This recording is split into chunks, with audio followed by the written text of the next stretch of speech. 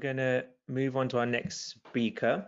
So we're going to move on to Dr. Raja Adnan Ahmed. Now, this is an amazing doctor who I first met probably a couple of years ago, and you could tell from the very first time that I met him. I mean, please put in the chat, guys, if you've heard of Raja. I'm sure you have. Please just let us know whether you've come across Raja before, or it's the first time you're coming across him.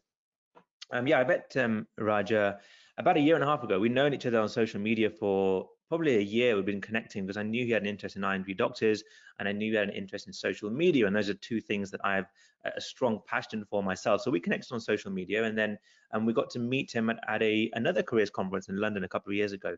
And that's when I really got to understand how much he genuinely likes to help IMG doctors, how his passion is to make the journey of an IMG doctor as simple and stress-free as possible. So he will tell you, I'm sure, about all the great things that he's been doing for IMG doctors, not just in psychiatry, but across the board.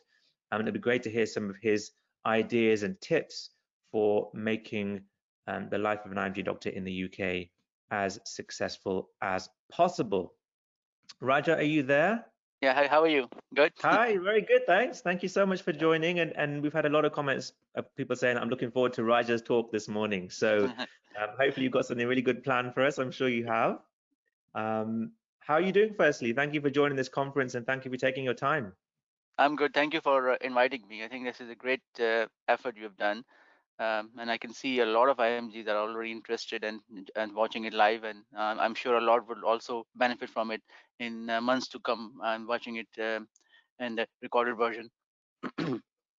Yeah, hopefully we're really looking forward to a talk, and it's going to be a bit of a suspense because we've left it to you to do your magic and to show us some inspiring words. So if we can share your screen then, Raja, so just so people can see what's on your side, and then once we've done that, we'll get yeah, fantastic, brilliant. So we'll leave it to Dr. Raja Adnan Ahmed. Take it away. So good morning, everyone, and it's a real pleasure to be here with Aman and doing this presentation. Sorry, let me just. So my name is Dr. Raja, and I am a consultant psychiatrist. I am an IMG myself. I came to UK in 2005, and I'm working as a consultant in Wales at present. And as Aman was saying, that my interest is sort of to help IMGs, in particular the ones who are looking for psychiatry, but in general as well. Because I thought when I first came, I was facing some challenges. And I believe that the senior IMGs who are already working in UK, they can make it a little bit easier for the next generation by sharing their experience and sharing their advice. So that's just something I've been doing, and I started using the social media about 2-3 years ago to do the same thing, and it has got a really good response, and a lot of IMGs I thought got good advice via that as well. So this presentation, this is about when I was talking to Aman about what sort of presentation we should be doing. He said with your experience you should tell us about how should a IMG doctor plan their career, or how should any doctor plan their career if they are looking to come and work in UK or anywhere else in the world. So I'll share some advices and some things which I actually picked up alongside when I was training. So you see, when we first start our medical career, most of us have been told that once you've done your MBBS, life would be very easy after that. But then once we are finishing our MBBS, we suddenly realize, see, there's a long journey ahead for us to become a specialist. There are so many options, there are so many different specialties, and then we start getting more confused and sometimes more stressed as well. And this is that we got another several years left to actually to to gain our dreams and to become a specialist. Um, so I think that is a very important time in somebody's life, especially when they're in their final year or they are a young graduate. And I assume a lot of people who are actually attending this conference are young graduates, or they are thinking about coming to UK, medical students. I thought that we can learn a lot from sports, because the sportsmen have the similar dilemmas when they are in their career, starting and then getting improved in their skills, and how do they really plan. So this is a more of a philosophical presentation. You see, if you want exact answers of, like, for example, if you want to know how to become a medical specialist or a psychiatry specialist, you will have a lot of uh, presentations from young IMGs after mine. But this is more of a philosophical presentation where we are going to look at some of the things the sportsman can teach us, and some of the things I have picked along my journey as an IMG and as a doctor, and as my journey to become a consultant psychiatrist. So let's start from the first lesson I have learned. So when I um, first came to UK, that was in 2005, and the very first trainer I met, I believe it was my very first training job.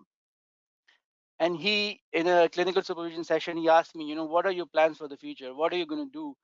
And I was full of energy. I had everything in me. I started telling him that I'm going to do that many postgraduate exams. I'm going to pass every exam in the first attempt, and I'm going to do this. I'm going to do research. I'm going to do audits. I'm going to do this and that, and I will have that many skills. I'll do this, that.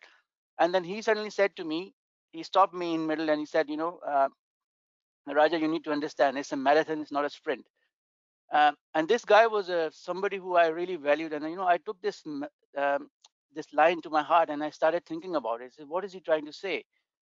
Is he trying to say that I am just being too fast? I'm just not thinking properly?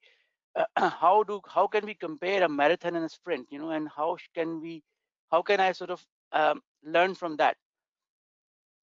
So these are two world-class running champions. You will probably know Usain Bolt, and the other guy is for the champion for the marathons. And you can so see Bolt has got a world record of running sprint of 100-meter in uh, only 9.58 seconds, whereas the marathon champion got a record of 2 hours 4 minutes. Um, I think he's broken that record now as well. But you can see what Bolt is doing is he's putting all his energy in the in the sprint, and he's doing training for years and years and years. But when the race comes, he's putting all his energy, a burst of energy, and then going for it. But if you have to run for 2 hours, that is something you need to really plan and really see how you can go about it. And I can see my consultant who said to me that it's a marathon, it's not a sprint. He's trying to say to me that you're here for a long run, and you need to really pace yourself, really understand what this race is about, or if you are considering that is a race, and if some people would say that it's not really a race, it's a journey. You need to embrace the journey rather than considering that as a race. But then I studied the um, marathon runners a bit more, and so trying to understand what they're doing, and what can we learn from them, because they do plan their races very well, and can we learn something from that as in medical career. So if you see this screenshot, it tells you the example of a teamwork. So although these ladies who are elite marathon runners, um, they're not really uh, in a team technically. They are competing against each other. But because it's a long race, what they are doing is they are grouping and finding the people who can run on the pace, and then who can motivate them, who can keep their pace up, and then running in groups. So this is something amazing that you notice in a marathon race, that all the elite athletes, you will find them suddenly grouping up and running as a group. And this is something I think, for a medical career, it's a very important thing to learn, that you need to find the right amount of right kind of trainees, or your colleagues or your peers, who can actually help you achieve a certain part of your career goal. For example, I can give you an example here for myself. When I was doing my exams, MRC Psych exams, I had amazing group of trainees who were working around me, and they were the one I used to get my motivation from, because they were studying on a certain pace, and I used to try and compare myself with them, or at least get motivation from them, that how they planning their time, and how they're planning their studies, and what can I learn from them. So that other thing is which is important to understand from a marathon runner's point of view, is that although marathon runner is not sprinting, but marathon runner can actually um, improve his speed at times, especially when they are around the finishing line, or certain parts of the race when he may think that he's getting left behind. He can sprint for a short while.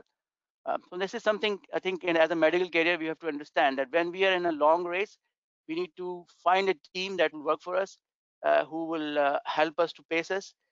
And then there will be times when we have to sprint and sort of try to get ahead of our peers. So that was the first lesson from the marathons. So if you come to the second lesson, from the favorite sports of subcontinent, which a lot of us must have played. I'm sorry if there's there are. I'm sure there are IMGs in the meeting here who might not understand how this game is played, but this is something very popular in India and Pakistan and Sri Lanka, Bangladesh. So obviously we can learn a lot from a game of cricket. They are, as we all know, that it's a team sports. Different team members have different skill sets, and everybody is given a certain task.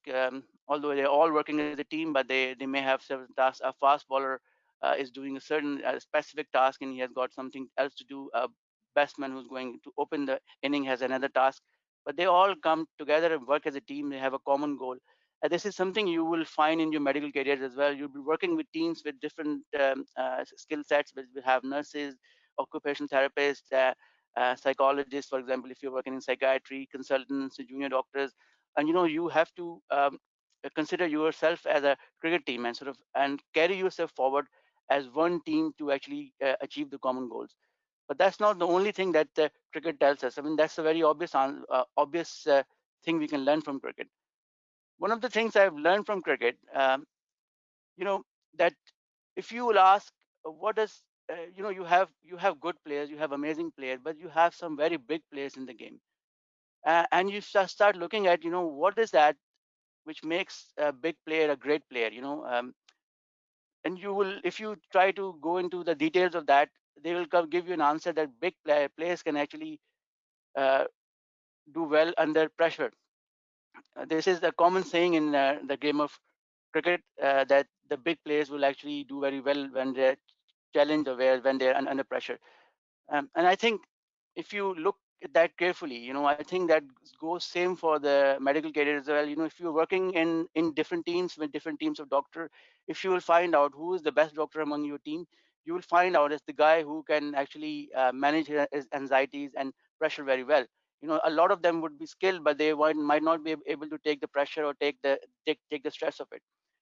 So a lot of us may have been told that this is something which we are born with. There are certain talents we are born with. Certain people take pressure very well. The other people can't take pressure so well. But I think it's very important to understand that this is something we can teach ourselves. We can teach ourselves how to do well under pressure, how to do well when we are challenged, and this will actually make a huge difference when you are training as a doctor and when you become a senior doctor as well. So I'll give you an example of a study. This study was done actually initially on the football players, but this has been replicated a lot now.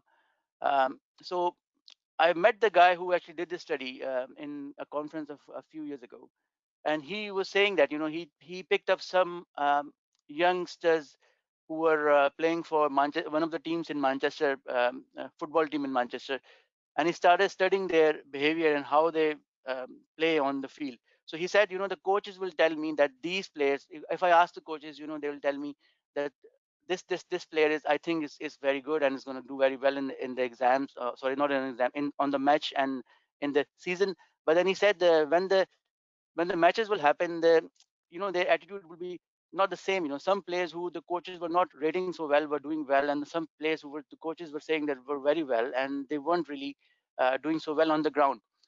And then they started studying their mindset, and the study actually came to this conclusion that when a player is challenged, and I think this is same for a doctor as well. When a doctor or a player is challenged, faces a challenge, faces a difficult time in their life, and I can tell you, you will face difficult times in your life. It could be your personal life, your professional life, your social life. How do you really take that challenge? How do you take that difficult situation? How do you perceive that difficult situation will actually change the outcome, can change the outcome for you? So they came to this conclusion. There are two different kinds of thinking pattern, something called threat thinking and something called challenge thinking.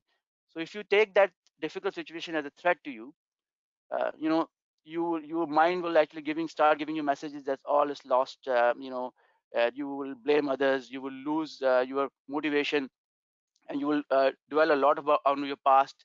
And you'll feel the pain you are suffering, during that match or that training. This is all suffering, and you are going through a very difficult times.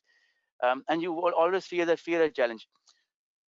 But if your mindset is that you take a difficult situation as a challenge, then your mind is actually completely different, in a thinking in a different way, and it is motivating you in certain ways, which you can't imagine. You will start thinking that I can do this. I have to strive for gains. You will start taking responsibility. You will start looking for things you can improve, and then you can start looking at your future. You start looking at, rather than dwelling on your past, you will start looking at, how bright my future could be if I can overcome this challenge. And then you can start thinking that anything can happen. And then there's one important thing, how do you take pain in a game as well, or when you're going through a training or in medical career. You take pain as a suffering, as something that you feel that it is making your life difficult, or you believe that pain is part of it, and ultimately it is making you stronger, and it will take you through. So they say, even in football, they say that a good player who has a challenge thinking, they want the ball when the game is on the line.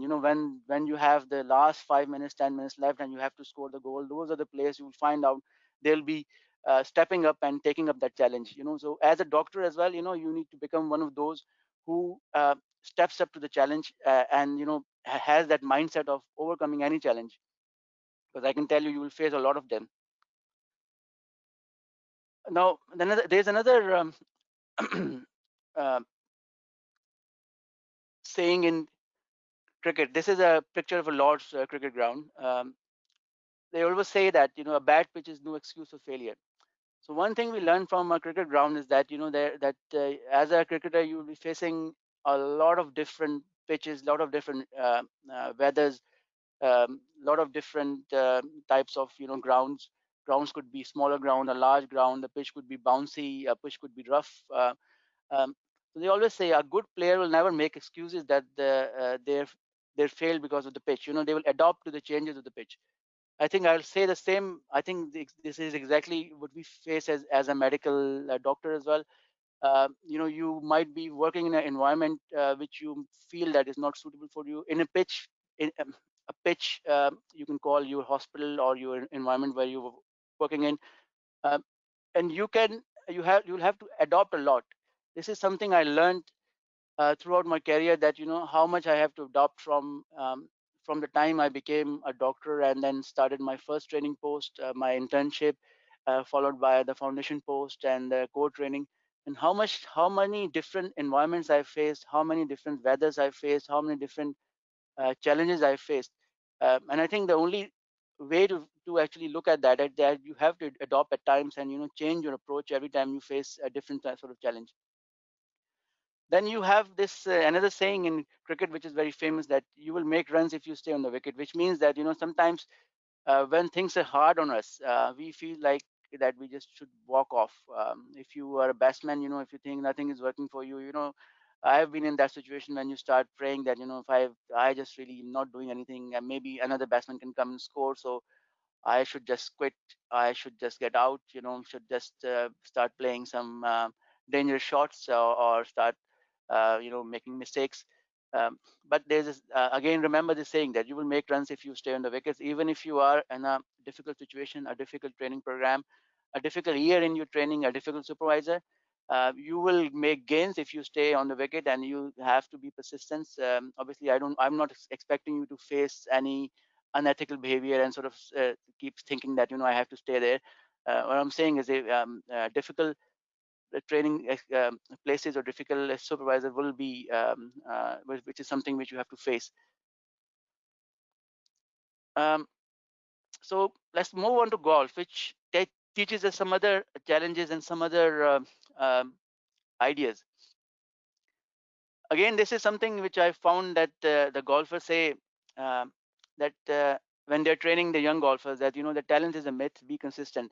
They want them, golf is again a game which we can compare with a medical career, because you have to play consistently over like sometime number of days. There's so many different holes, so many different conditions. You have to actually get the ball into the hole. And they say that the good golf players are the ones who are consistent. And I think that is something which I will say same goes for our medical career as well. I can tell you, I mean, you can ask your seniors. When we were in our medical schools, we had this idea that the people who are uh, getting all the positions who are in the in top tens, maybe those are the ones who will become the top doctors, or those are the ones who will progress in their careers very, very fast, because they got all the knowledge, they got all the talent, they got gold medals, and they got this and that. But very strange thing, and I have seen this again over and over again. I think you can check with your seniors as well. It is actually your medical students who were at that time in the middle zone, who were just about passing things, just about going and enjoying their life and has good social skills and all that. They were the ones who started doing well after the graduation, although they never had any gold medals at the time of the medical school, but they were consistent with their approach, and they just took their consistent approach throughout their career, and they started gaining once they became a senior doctor. So a lot of senior doctors will tell you now, that at the medical school I was pretty average. So if you are medical students out there listening to me thinking that I'm a pretty average guy, I never had any position, never been in the top 10, how can I go to US, or how can I go to UK? I can tell you that you can always come here if you, and all you need is a little bit of hard work and being consistent with your career planning and your goals. So this is what Tiger Woods said. Tiger Woods, I think, is saying the same thing. I think which we can apply to ourselves, to ourselves as medical students and junior doctors. Um, he's saying that people don't understand when he was growing up. We all assume that Tiger Woods is an amazing player. He must have been talented all his life. He must have been an amazing player. Obviously, he was.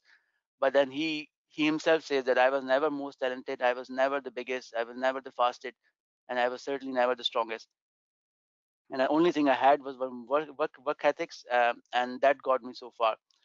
So here I mean, he's talking about his work ethics around the sports. I think we can talk about certain work ethics which comes to us as a doctor. And it is important, really important, to understand the work ethics and develop them early in your career, because they are the ones which will actually take you far in your medical career. So let me give you some examples here. If you look at this, I mean, this is a complicated slide, complicated document. You have the philosophical medical ethics, the 4 pillars. You can read about them. Then you have ethical guidelines on doctors as well, which we all should know and should be practicing, and should be a part of our daily practice. But when I talk about ethics as a junior doctor or medical student, I'm talking about something really simple, not as, maybe not as complicated or not as hi-fi as the GMC is saying. But these are the basic things which we can develop in work ethics, and where that can take us far in our career. Reliability, that we have, things, very simple things, like if your work starts at 9 o'clock, that you turn up at 9 or 10 minutes ahead of 9 o'clock. You are a productive member of your team. You have integrity. Your seniors can actually trust you when when they give you a task, it is done, and you give them feedback as well. You take responsibility of the patient under care of you. You don't try to dilute the responsibility or give it to somebody else. And all of those things, they although they sound very, very simple, but we find that they're not always there in the medical trainings early in their career. And this is something sometimes they learn the hard way, sometimes they actually fail because they don't have those skills. And I think I always advise my medical students or my junior doctors that these are the work ethics you develop very early in your life, as an intern, as a junior trainee, and they will take you far in your medical career. If you are a reliable doctor, you see, even when you become a consultant, the other consultants working with you would be the ones who have seen you as a junior doctor. If they knew your work ethics, and they knew that how good you were as a junior doctor, that will actually count in your favor throughout your medical career. I think I'll come to the football. I think there's a lot we can learn from football, but I believe there's one thing I want to say about the failures. We will all have some setbacks in our medical career, in our personal life, in our social life. We will lose friends, we might lose partners, we might lose people we love in different ways. Um, or when we are doing our exams, we might lose focus. We might fail in the exams. We might be focusing to get one specialty, and that might not work for us. We might have to change the specialty. There's something that the football coaches always tell uh, uh, their trainees that there's always time for comeback. My son plays football, and their football coaches, when they're standing outside the pitch, they're constantly motivating their players, saying them, even if you are like 5 goals down, something like that, they are always saying to their players, there's always time for comeback. You can always go ahead and score more. So you have to understand, as this goes for our medical career as well. No matter how down you are, how many exams you fail, and how stuck you feel in your field, or if how stuck you're feeling in certain part of your medical career. Remember this: there's always time for comeback, and you can always pick up yourself. You just need the right motivation, you need the right energy, and then you can pick yourself and come back from there.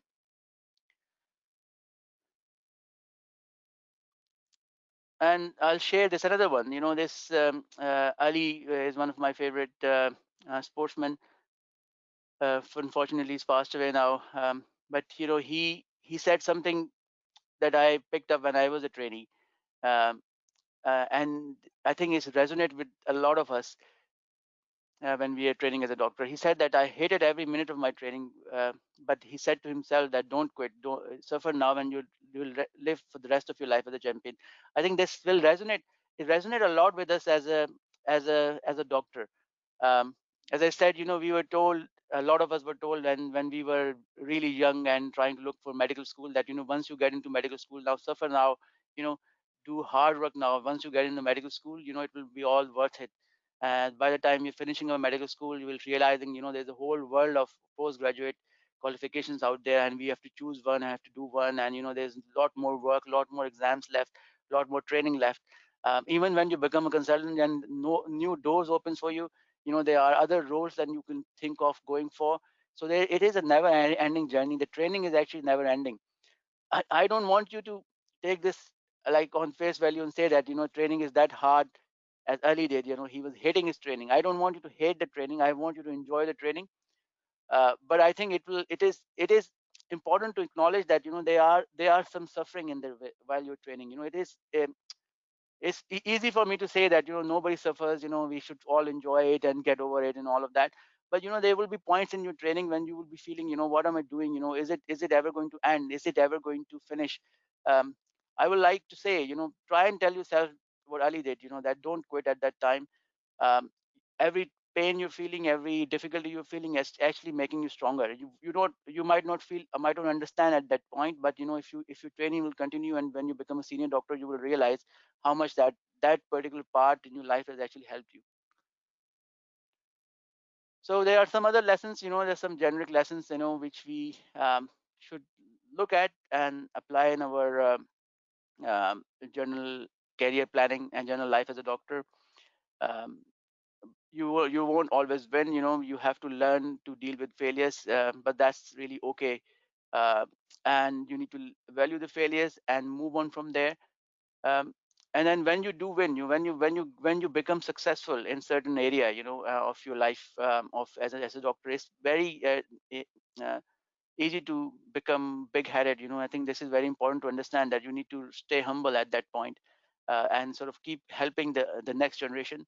That is the main message. If you pass, for example, if you pass a certain exam in your life, look around who are the other IMGs or other doctors going for the same exams. Offer your expertise to them, offer your help, tell them tricks, and see how you did your exam. This is just an example. Same goes for the training.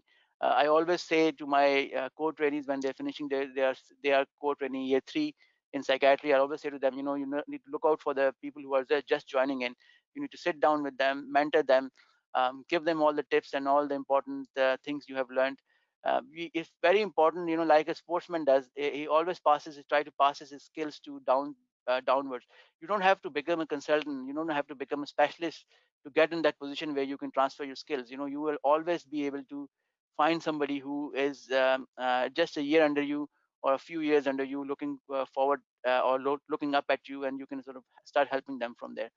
um, and then think the last one was that don't be paralyzed by the failure, and that's not really an option. I find, unfortunately, I find doctors I've helped a lot of doctors sort of who are and who came to that conclusion that they are paralyzed by failure, or they look at some certain exams and they think they can't pass it, or they failed it a few times and they just feel this is the end of their career, they can't move forward at all from there, feel really depressed. And I've met doctors who started talking about leaving medicine altogether. They said, I don't know why I did it. I did it because my parents were asking me to do it.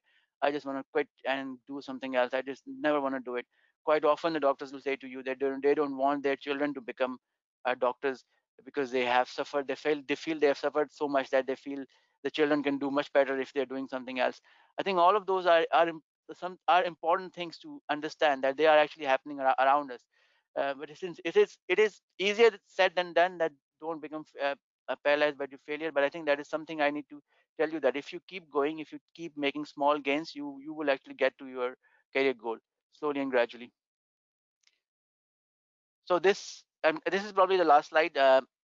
This is just this is not a lesson from sports. It's a very famous saying by Rumi, who is a Persian scholar.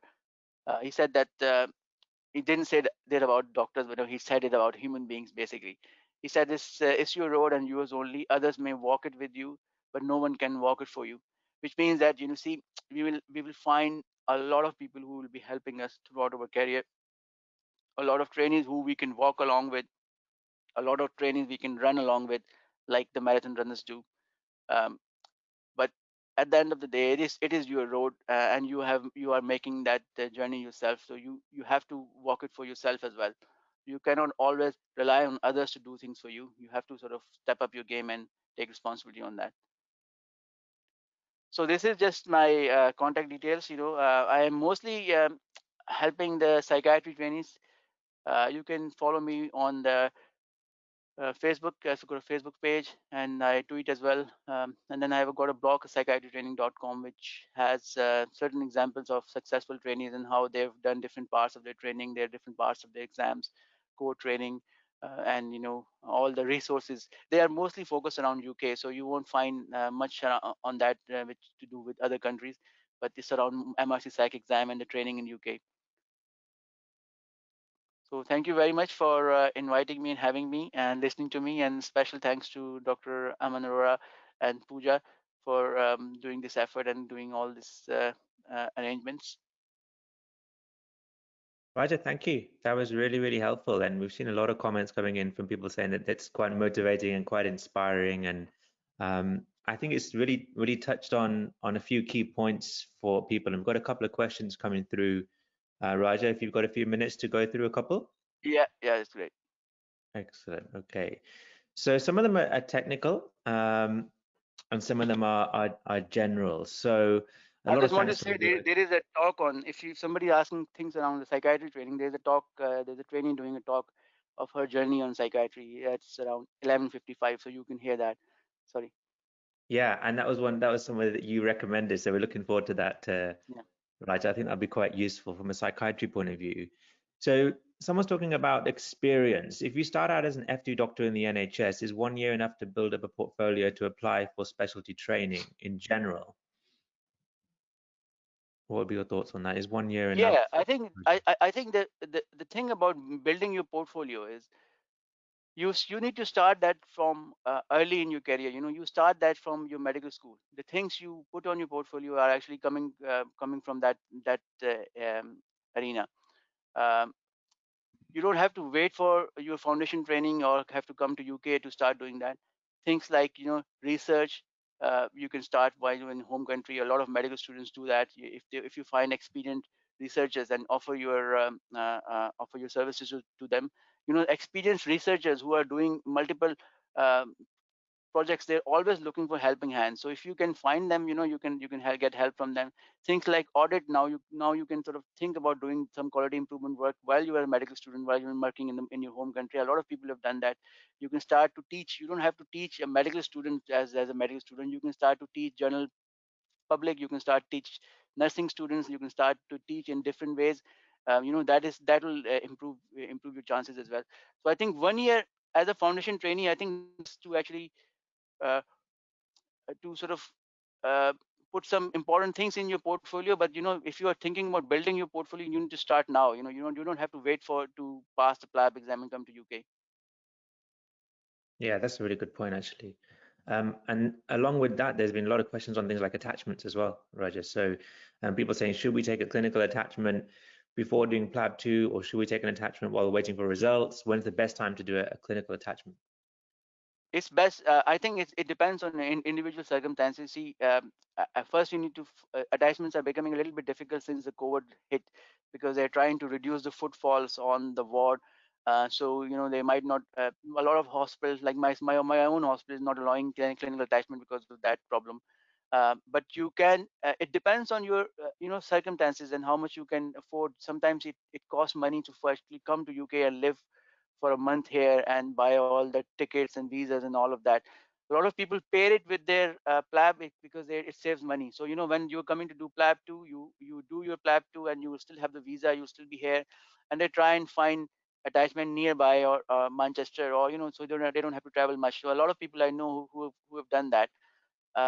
If you are trying to save money, that's the best thing. But I know people who are medical students who have done electives. Electives are like clinical attachments as well, but they have a different name. As an international electives, they come, and while they are fourth year medical students or fifth year medical students, they come and spend like 6 weeks here. So I think everybody has different choices on that. Sure. There's a question about your personal journey from Michelle, Raja. She said, did he go after his house job? If so, did he get a training slot soon afterwards? Yeah, so I did.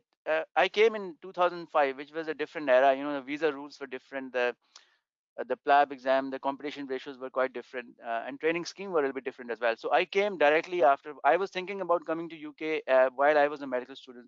So as soon as I finished my final year, I started. I was already reading around that time for the IELTS exam. So I already had the information around how to do IELTS and how to go for PLAB 1. And I already booked my PLAB 1 as soon as I finished my. So when I was in internship, first 6 months of internship, I finished my PLAB 1, and as soon as I finished my internship, I came to do the PLAB 2 in UK. And initially, as I said, your visa rules were a little bit different then. So now you can't work as a locum doctor. At that time, you could actually take up small locums. We used to get a visa called permit free training, and highly skilled migrant program. So those visas were not linked to particular jobs. You will have a visa that you can go and work anywhere in NHS.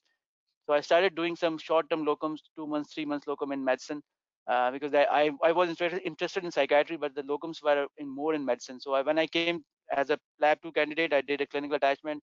From the same place, I got a locum. It was, I think, for 2 weeks initially. Then they extended it, and then from there onwards, I went on to then a lot of questions around CREST forms. I had the same problem then. Can I get my foundation competency signed while doing these short-term locums? Will have problem. But then these foundation standalone posts came up, and then I applied for that. And from there, I became a foundation year 2 trainee, and then from there I became a co-trainee, and then the ST trainee. That's really helpful. Right, I'm going to end with two questions just to give people a bit of a coffee break. One question that's come in quite a lot is, have you got any advice for IMGs who are currently unable to get their first job? This is something that we get contacted a lot about. I'm sure you get Yeah. asked a lot about Yeah. this. What do you advise if someone's struggling to get their first job? I think we really need to have a look at why they are. I mean, I've seen a lot of these cases as well myself. Um, why are people struggling? You know, there are cases I know doctors who pass their PLAB, and within like 3 or 4 weeks they have a job offer, and they didn't have much experience. Some of them even have gaps in their career. They only have internship and all that. I think it is very important for you to really understand how to write your NHS job profile, because your NHS job profile is going to the recruiter or the hospitals, and it acts as your CV. It has all the information. You have to put information in a way that it catches their eye, because they are, at least for one job, they're getting 40 or 50 applications. So you have to really understand what can catch their eye. Has to be well written, has to be very clear why you're applying for that job. And if you start sending your a generic form to every job, then it's very obvious for the recruiter that this person hasn't really done their research, and they're not really interested in job. They're just applying randomly. So reading the person's specification of each job, trying to tailor your application form accordingly, that is one tip you need to do. The other thing you need to do is you need to apply more widely. I think some people restrict themselves quite early in their career, saying that I only want to do obs and gynae, or I only want to do psychiatry, for example. I only want jobs in psychiatry. I say, especially for the junior IMGs who are coming here just after an internship, you need to have an open mind and you need to apply for absolutely everything, every junior doctor post that comes up. Then I also advise, a lot of people don't know that Northern Ireland is part of UK as well. Republic of Ireland is a different country. Northern Ireland has their own recruitment website. Scotland has their own recruitment website. There are certain areas in Scotland nobody applies. The Highlands of Scotland, there are certain areas in Wales where nobody goes and stays long term. So those places are always looking for doctors, and they're always looking for doctor who they think will come and stay with them as well. So if you show a genuine interest in that particular geographical area and in that particular job, so I think you need to change your search strategy, the way you are searching for jobs. I have made a video recently of how to do that as well. And then improve your NHS jobs profile. And by doing that, you will start getting, don't get demotivated, keep on applying for jobs. I think I can still see that every week, tens of jobs are coming up on NHS jobs. Keep on applying for them and you will get an interview. And once you get an interview again, there's another stage. I've met some doctors who say I've done 5 interviews, 6 interviews, but I cannot, they always say that I'm not suitable and they don't really give me good feedback. When you got an interview, I think it's important at that time to practice your common interview questions with your friends, with your seniors, with people who are working in NHS, because it is very important to understand how to answer those questions as well. I find a lot of IMGs making very grave mistakes in answering those questions as well. Yeah, really good point. Really good point. And one thing I often see is obviously when someone comes across preparing for PLAB seems the really big hurdle in the way, and everything gets focused onto PLAB. And sometimes the thought about, well, beyond PLAB doesn't really happen until that pass comes. And then suddenly when that pass comes, like, okay, now I've got to find a job, and it's all quite rushed. So kind of planning a little bit long term, like you said, you're in a marathon here. You're not in a sprint. So thinking about, I've got various stages. I've got to plan for PLAB 1, PLAB 2. How am I going to start building my CV? How am I going to start looking for jobs? And all that process takes time, but it needs planning as well. So, and I think the advice you gave was really spot on. And yeah, maybe not being too focused too early and having that open mindset, and maybe jumping into something that's not maybe 100% perfect, but it gets you on the ladder, it gets you in the system, it gets you to understand, go through a couple of interviews, even though it's not the one that you really want to do well in because you've had some practice before. These kind of things are really, really useful. So I think that's some really, really good tips. We could go on for hours. Raja, the questions are flying in. So I don't know if a couple of people said, is there any way to get Dr. Raja's email address to ask questions? If you're happy to do that, maybe pop it in the chat. Or your social media contacts, whoever you think is best for people to contact you. I think it's better to contact via the Facebook page. I think that is something and you can find my email address there as well, I believe. Fine. So if you could in the chat, maybe after this, right, just pop in your Facebook profile link, then people can just link that and connect to you. And one final question, just before you go off for a coffee, you talked a lot about sport. Obviously, cricket is something that I know you mentioned you played a lot about. In Wales, how much cricket are you playing these days? Not these days, we are in lockdown. This was a very bad season, obviously, when the weather was at its best, we were not allowed to play. And when we did have some matches afterwards, but not as much as others. So if you are a cricket enthusiast, UK is the right country for you, but unfortunately we have season time, specific time. At this time you can only play indoors, not outdoors, unfortunately. Well, hopefully you'll get to play at some point soon, Raja. But thank you so much. Really, really useful as always. Really inspiring as always. Some brilliant tips and things that IMGs sometimes can jump into and take on board from your talk. So thank you so much for your time. Please do stay around if you'd like for the rest of the conference. I know there'll be a lot of questions coming your way. But a big thanks, and Pooja. Yes, thank you ever so much, Roger. A very inspiring talk, as always. Great to have you on board. We're just going to launch one final poll in relation to Dr. Roger's talk, just to get your thoughts. If you could fill out this poll for us, that would be very useful. Okay, fantastic. We've got about 65%. Let's close the poll. And Raja, you ready? There you go. No surprises. That's how much of a positive impact you had, Raja. Thank you. Thank you very much. 95% feel more positive about working as an IMG in the UK. So thank you so much for your time. Guys, please stay on the webinar, but please do go and get a coffee, get a break, have a bit of a jump around, and we'll come back in 10 minutes and we'll restart with Dr. Burrell.